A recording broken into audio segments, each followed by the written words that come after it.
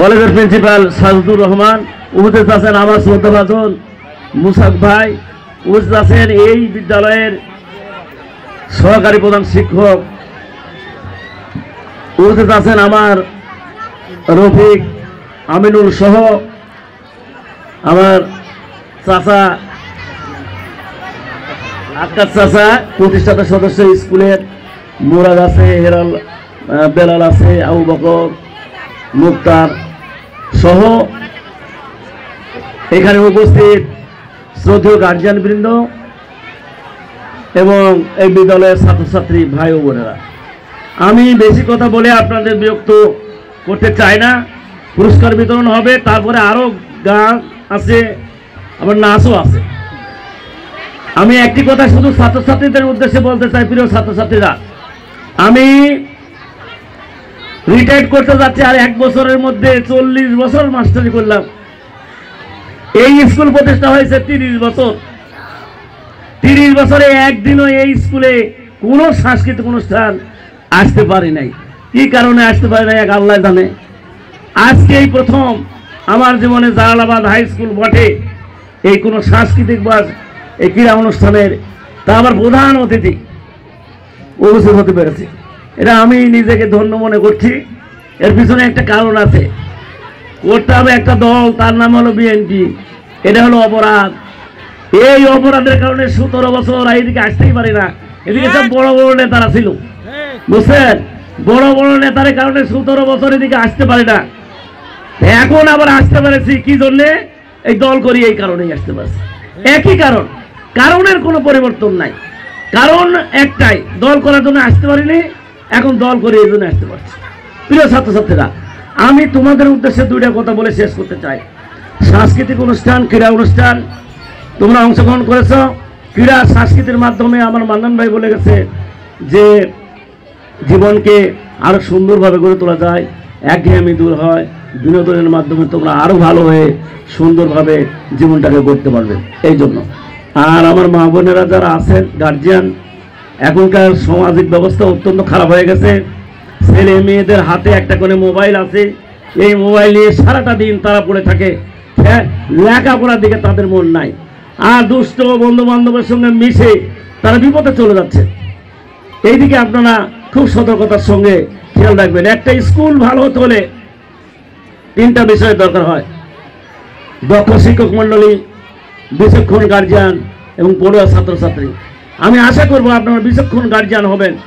স্যারদেরকে আমি বলবো যে স্যারেরা আপনারা দক্ষ শিক্ষক, ভালো করে পড়ালেখা শিখাবেন, তবেই একটা ভালো ছাত্র হতে পারবে, একটা ভালো মানুষ হতে পারবে। ভালো ছাত্র হওয়ার আগে আগে ভালো মানুষ হতে হবে, ভালো মানুষ হওয়ার আগে আগে ভালো মা হতে হবে।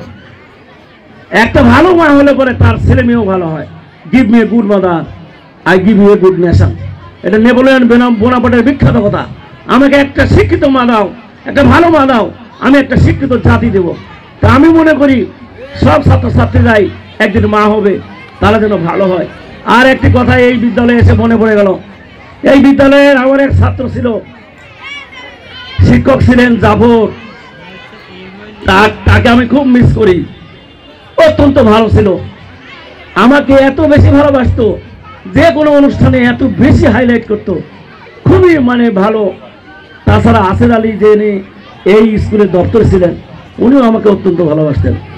আরেকজনকে স্মরণ করি, ফরিদ মেম্বার, যার নেতৃত্বে আমরা ঢাকাতে গিয়ে এই স্কুলের এমপিও ধরক সাহেব আছে, এখানে মুসাহব, এই রাজাক ভাই আছে, তাদের নেতৃত্বে আমরা ঢাকা থেকে এই স্কুলের এমপিও করে নিয়ে এসেছিলাম বিএনপির আমলে। আর হেডমাস্টার সাহেব একটা কথা বলেছে, স্কুলের 4 তলা বিল্ডিং হয় নাই।